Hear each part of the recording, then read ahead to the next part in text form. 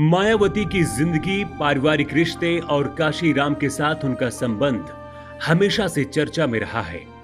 लोग इसे अपने अपने चश्मे से देखते रहे हैं। कोई इसे सही ठहराता रहा है तो कोई इसे गलत। काशीराम के लिए मायावती ने अपने पिता को भी ठुकरा दिया था, उस घर को भी ठुकरा दिया था जहां उन्होंने अपना बचपन बिताया। ऐसा भी कहा जाता है कि मायावती काशीराम को अपने हाथों से खाना खिलाती थी। यही नहीं, काशीराम और मायावती एक ही घर में रहते थे।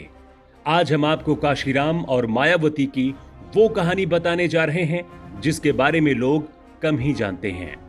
शुरुआत 1977 से करते हैं। सर्द मौसम था। मायावती 21 साल की हो चुकी थी।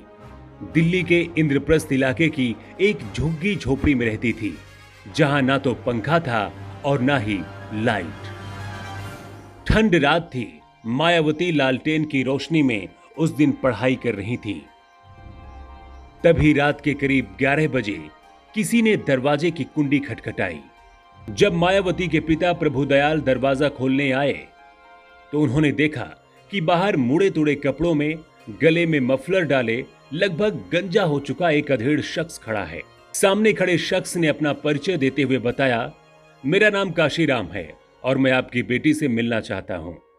मायावती जब सामने आई तो काशीराम ने सबसे पहले उनसे यही सवाल पूछा कि तुम बनना क्या चाहती हो।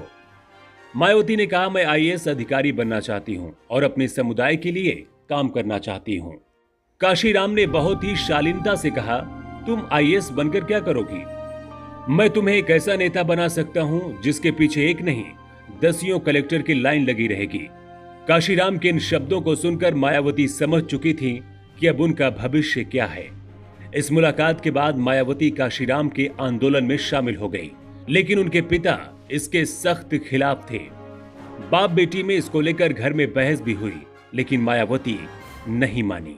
मायावती अपनी आत्मकथा बहुजन आंदोलन की राह में मेरी जीवन संघर्ष गाथा में लिखा है कि एक दिन उनके पिता उन पर चिल्लाए और कहा, तुम काशीराम से मिलना बंद करो और आईएएस की तैयारी करो।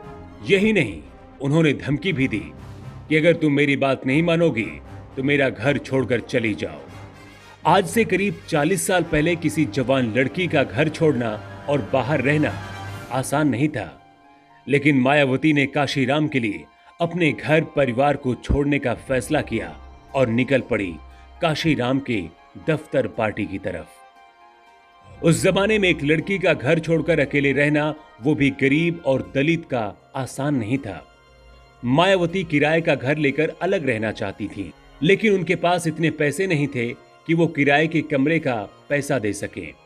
ऐसे में उन्होंने काशीराम की पार्टी कार्यालय में ही रहना सही समझा। बहन जी अ पॉलिटिकल बायोग्राफी किताब में बताया गया है कि मायावती काशीराम के लिए बहुत पॉजिटिव थी। अगर कोई भी शख्स काशीराम के पास 5 मिनट से अधिक बैठ जाता था तो मायावती कमरे में किसी न किसी बहाने से आ जाती थी। इस बीच मायावती और काशीराम के बीच रिश्ते को लेकर भी कई तरह की अफवाहें फैलने लगी। हालांकि इस रिश्ते के बारे में ना तो कभी मायावती ने और ना ही काशीराम ने कोई प्रतिक्रिया दी। अपने अंतिम दिनों में काशीराम को लकवा मार गया, जिसकी वजह से वो करीब करीब अपाहिज हो गए थे। काशीराम पूरे 3 सालों तक मायावती के घर में ही थे। जिस तरह से मायावती अपने हाथों से उनके कपड़े धोती, उन्हें खाना खिलाती, ये बताता है कि काशीराम के लिए उनके दिल में क्या था। इस दौरान मायावती जो कुछ भी कर रही थी, यह काशीराम के प्रति उनका स्नेह ही था। 2006 में काशीराम की मौत हो गई।